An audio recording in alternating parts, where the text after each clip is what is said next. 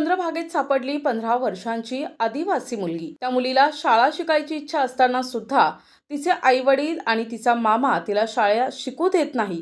तिला कामाला पंढरपूर तालुक्यातील पळूस येथे आणले आहे। येथून ती मुलगी पळून चंद्रभागेच्या पात्रामध्ये काल आली। तिला आदिवासी महादेव कोळी समाजाने रात्री सहकार्य केलं। महाराष्ट्र सरकारला एक विनंती आहे की त्या मुलीला हॉस्टेल किंवा चांगलं कॉलेज आदिवासी कोट्यातील मिळावं आणि तिच्या शिक्षणाची इच्छा पूर्ण करावी, अशी मागणी महर्षी वाल्मिक संघाच्या वतीनं गणेश अंकुशराव यांनी केली आहे। माझं नाव दीक्षा शंकर शिंगाडे आहे। मी बोरपाडा या शाळेमध्ये शिकत होते त्यावेळेस मला आई वडिलांनी नाही शिकू दिलं आणि माझ्या मामाने बी नाही, मला कामावर नुसतं लावलं।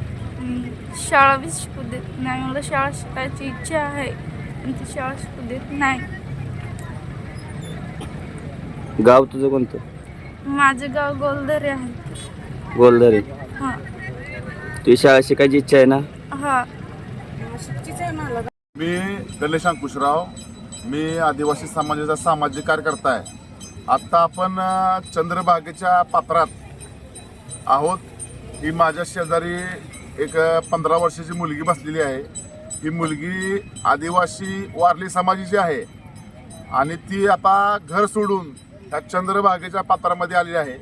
रात्री अपरात्री तिला काल थोडा त्रास झाला, पण आमच्या लोकांनी तिला इथं जागा देऊन तिला सहकार्य केलं।